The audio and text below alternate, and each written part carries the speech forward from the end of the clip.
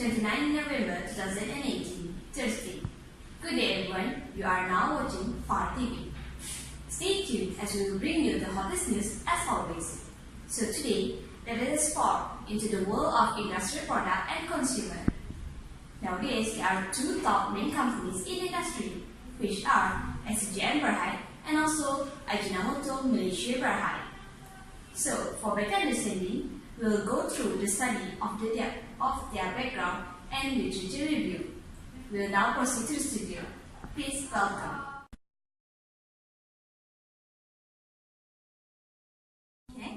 Assalamualaikum and good day to everyone. I'm Dona Jawadira binti Abdul Rahman. So today I will briefly explain to you about literature review.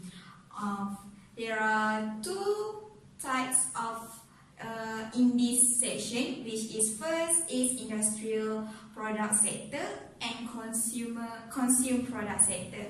Okay, for the first industrial product sector, this is secondary sector in Malaysia.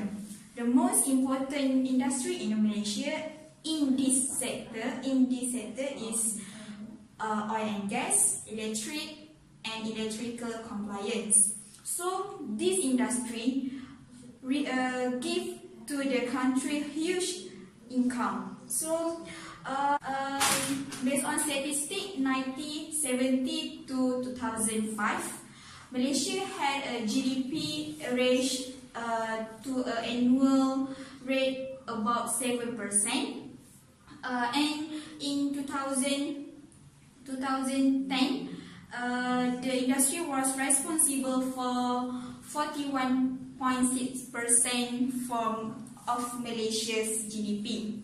So the industrial product sector is known as the industrial revolution. So at this industrial revolution, increase the economic growth of the Malaysia. Next is consumer product sector. They have two. First is business product and consumer product. If the end user of the product is consumer, so definitely the product is consumer product. Consumer product is about to purchase the product, which is to satisfy the individual wants and needs. So this industry is now well established in the marketplace. So this revolution has made it possible to produce or to manufacture the goods in efficient, cheaper and consistent manner. So this consumer product industry has been a major component of the Malaysia's economy. So next we proceed to the background of company. Ajinomoto Malaysia Berhad was established in 1961 as the Ajinomoto Malaya Company Limited, and then they changed to public company named as Ajinomoto Malaysia Berhad on 1968. So the founder of this company is Dr. Kikune Ikeda. So the chairman of this company currently for 2017 is General Tan Sri Dr. Dato' Paduka Muhammad Hashim bin Muhammad Ali. So managing director is Nako Yamamoto. Ajinomoto Malaysia Berhad has been listed in Bursa Malaysia Security Berhad since 1968. So the core business of this company is manufacturing of food and seasoning the product.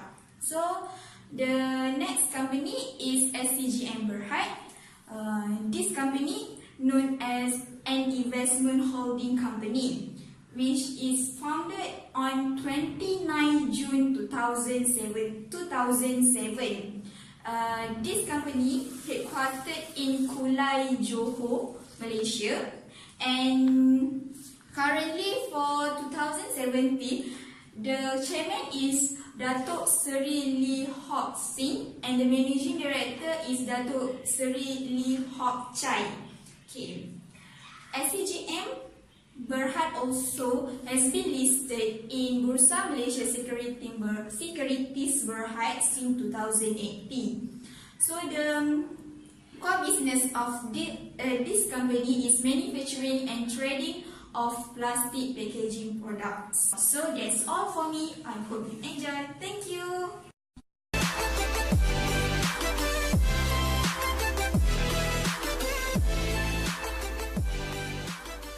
For the next, we will move to the statutory requirements slot. Okay, as we know, all the company must comply with the rules and regulations set up by the regulator. So today we will review what the company use the statutory requirement for their company. Okay, next I will pass to my colleague at the studio.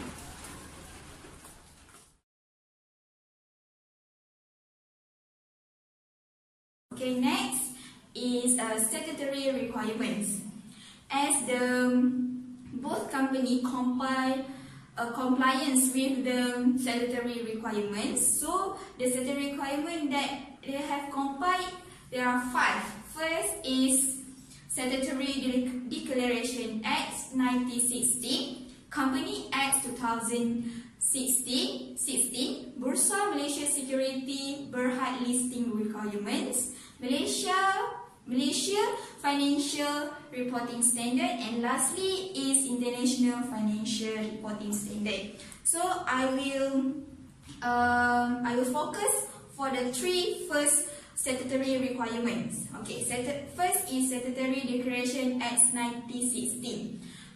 This act allows a person to declare something to be true, signed by officer who is responsible for the financial management, state the financial statement, prepare show true and fair view, and declaring the financial statement prepared is correct, and lastly is both company disclose a statutory declaration in their annual report.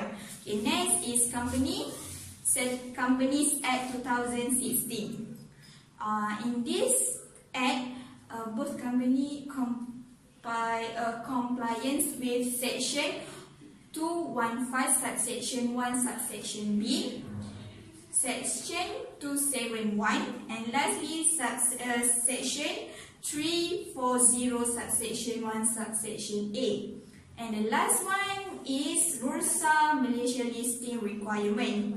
So the similarity between this company is on the paragraph 5.26 subsection B, which is prepare statement of risk management and internal control, and lastly is a paragraph 15.23, which is external auditor review annual report.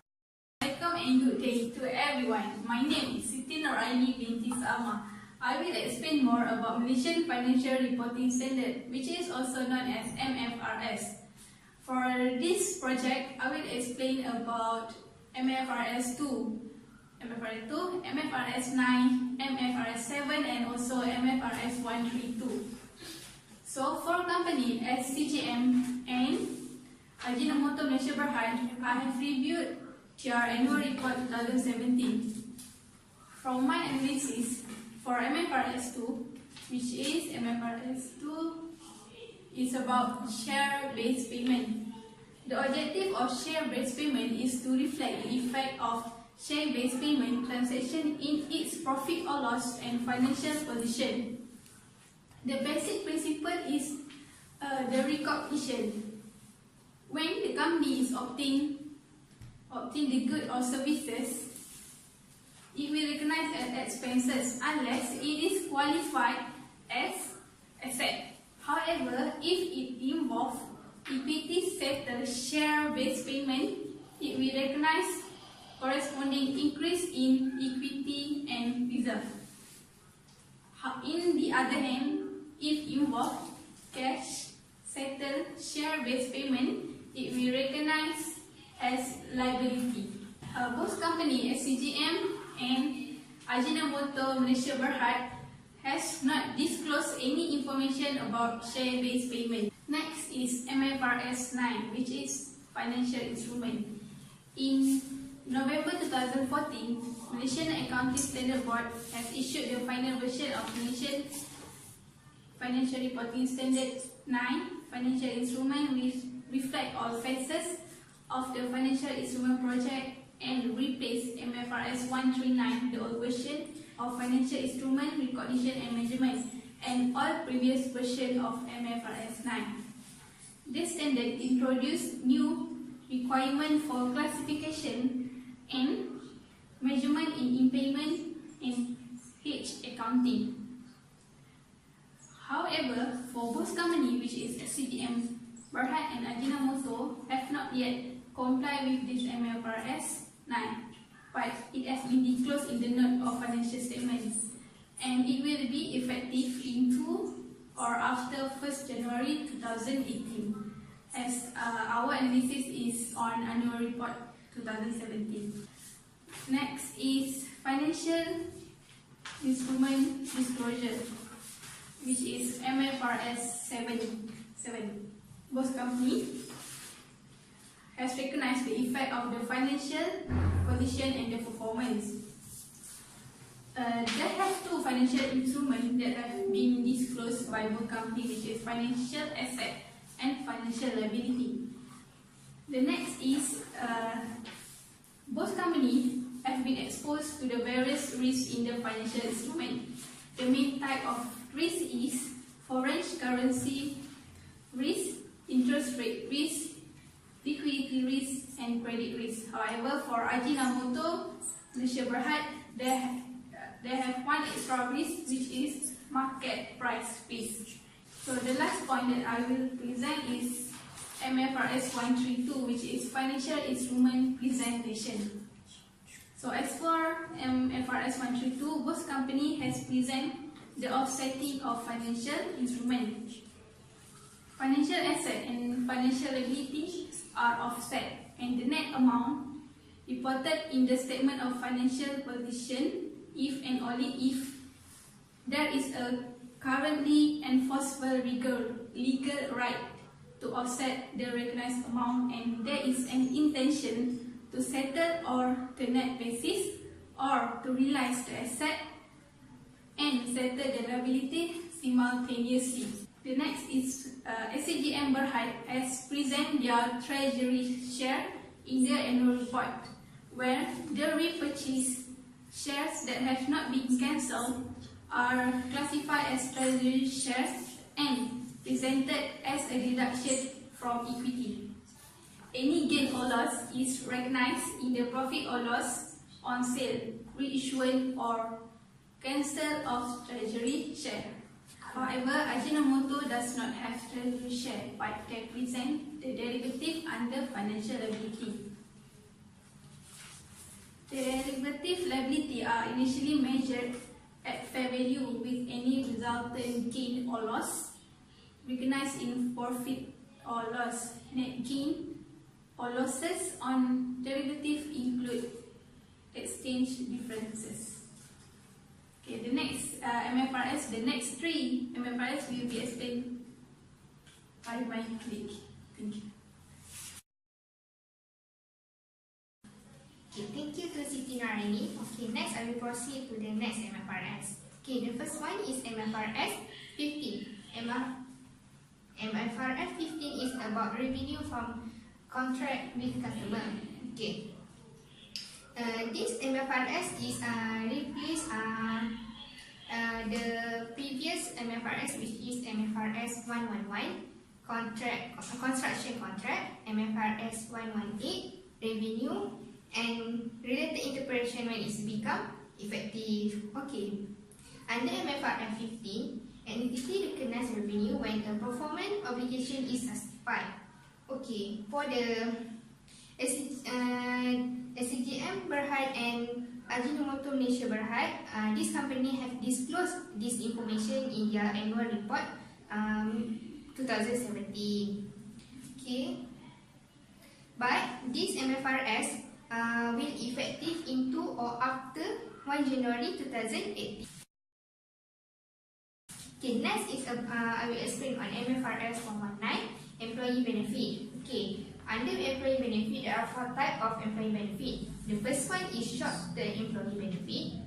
The second one is post-employment benefit. Other long-term employee benefit, and lastly is termination benefit. Okay, the first one is short-term employee benefit. Both companies have complied have used this benefit for their employee. Okay, short-term benefit is about wages, salary, bonus, and so are recognized as an expenses in the financial year of the company. Okay, next is post-employment benefit. Post-employment benefit have 2 categories. The first one is defined contribution plan, and the second one is defined benefit plan. Okay, the first one is defined contribution plan. This plan has been used by the both company SEPT18 Berhad and Ajinomoto Malaysia Berhad. Okay, what is defined contribution plan? Defined contribution plan is where the company pay fixed contribution into separate entity or funds and will have no legal or constructive obligation to pay further contribution if any of the funds do not hold sufficient asset to pay all employee benefit relating to the employee services in the current and preceding years. Okay, for defined contribution plan, as I said before, both companies have used this plan. For the second category of post-employment benefit is defined benefit plan. Okay, defined benefit plan is only Ajinomoto have disclosed about this plan in their annual report. Okay, what is defined benefit plan? It is about the company has partly found defined benefit plan for employee and executive who have served the required number of their service. Okay, defined benefit cost and the present value of defined benefit obligation are calculated at the reporting date by qualified actuary using the projected unit credit method. Okay. MFRS 126 is about accounting and reporting by retirement benefit plan. Okay, what is retirement benefit plan? Okay, definition are arrangement where an entity provide benefit for employee on or after termination of service either in the form of annual income or as a lump sum. When such benefit or the contribution toward them can be determined or estimated in advance of retirement from the provision of a document or from the entity practices. Okay, for Ajinomoto, the cost of defined benefit plan and the present value of the retirement obligation are determined using actuarial valuation. Okay, the company operates a partly funded post-employment benefit share for its eligible employee. Under this scheme, eligible employees are entitled to post-employment benefit varying at 6% and 10% on aggregate basic salaries of eligible staff and the number of the company years of services. Okay, that's all. Okay, for MFRS 126, SEPT18 Berhad did not disclose any information about MFRS 126. Okay, that's all that we will explain on the Malaysian Financial Reporting Standard. That's all. Thank you.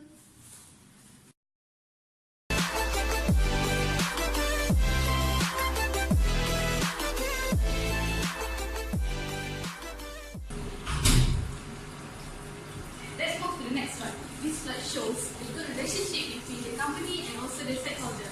This company, SEPT18 Berhad and Ajinomoto Malaysia Berhad, that provide a good, attractive and also innovative corporate social responsibility for their good image and also for the benefit of the stakeholders. So to go take to this topic, I will pass to my colleague in the studio. Let's go.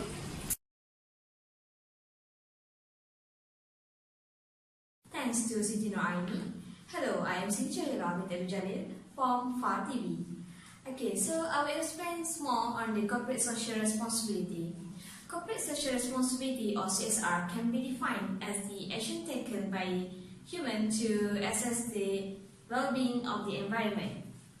So both companies have done a big effort in doing CSR activities to obtain a good image in the eye of the public. Okay. Basically, there are three elements in corporate social responsibility, which is social, environment, and economy.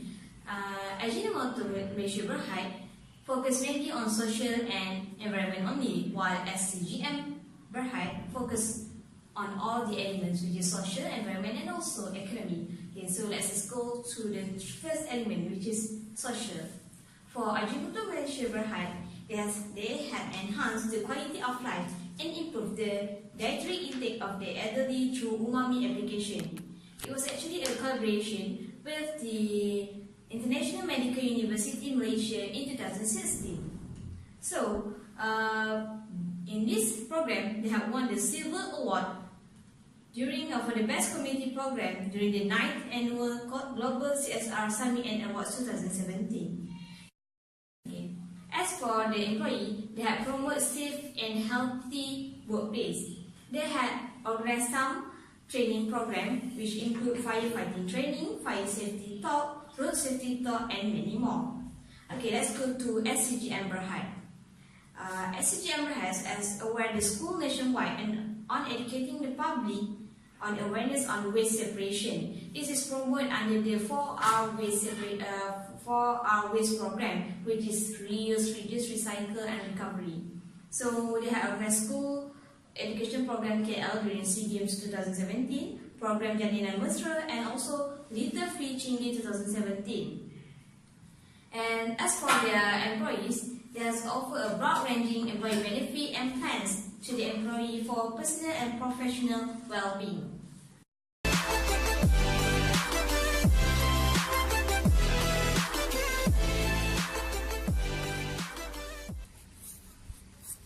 Hi everyone. Okay, we move to the next slide, which is the most highlight news in Malaysia.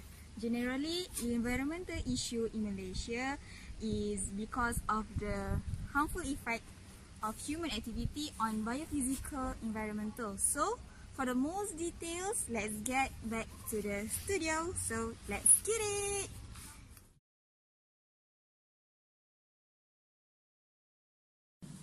Okay, so next we'll go to the environment.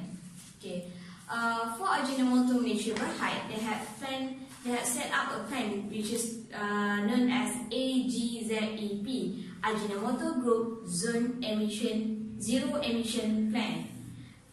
With this plan, they are target to issue relating to emission, waste, and energy consumption, which is in accordance with the Environment Quality Act 1974. They also had a 4R program, which is reduce, recycle, and recovery. As for SCGM Berhad, they are subscribed to ISO 4001-2004 Environmental Management System Certificate for financial year 2019.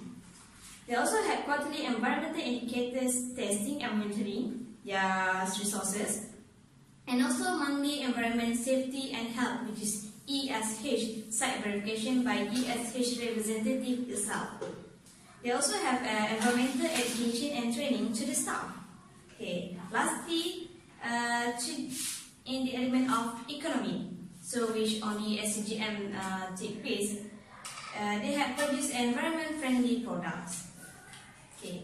So next we'll proceed to environmental issues. Environmental issues involve mainly about the negative impact of human activities to the well-being of the earth. Nowadays, people are more concerned on the earth, so they believe that people are responsible for the well-being of the earth. both companies have disclosed effort in preserving the nature by using efficiency method in handling their resources. Okay, environmental issue. First, they touch on the air. Ajinomoto Malaysia Berhad had touched on the greenhouse gas emission.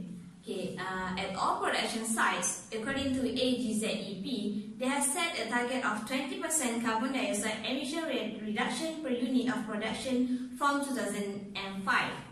And they have also implemented several energy-saving activities which lead to significant improvement in carbon dioxide reduction. Next is ozone depleting substances (ODS). With the implementation of AGZEP, the company factory and business operations does not emit any ODS such as chlorofluorocarbon, hydrofluorochlorocarbon, and hydrofluorocarbon. And while at CGM, they are aware of the potential risk of changing environment as a result of climate change involving exposure of extreme weather events. So they also emphasize their resilience in the business value chain and products. Next is energy conservation. For Ajinomoto Malaysia Berhad, they had used the hot condensate formed by the first stage of condensation, and they had reused this to preheat other fuels. They also had increased the frequency of boiler cleaning in order to remove fouling in the heat exchangers. And also they had regularly maintained and upgrade the thermal insulation material used in the manufacturing plant. So they also have replaced diesel power forklift with a battery powered one, which is believed can save the energy. While for SEGM Berhad, the management believe that energy efficiency management is one of the core factors in reducing carbon footprint. SEGM will monitor and report on absolute energy consumption and energy intensity for the manufacturing plant in Kulai. Okay. As for water, SEGM had minimized and recycled the use of water and to assess the water consumption throughout the operation and identify opportunities to mitigate water-related risks. And for Ajinomoto Malaysia Berhad, they have minimized operational washing, recycling water, and reduced the possibility of leakage. And lastly is the waste. For Ajinomoto Malaysia Berhad, the wastewater quality, they have introduced zero emission, where they reduce the concentration of biochemical oxygen demand and treated wastewater. AGZEP also aims to minimize the environmental impact from all of its business activities. As for SCGM, they had primary waste is divided into paper, hydraulic oil, and waste container, in line with the 4R concept. So they have segregated all their waste. So they aim to provide more training on the importance of general waste segregation among the staff. So that's all from me. Thank you.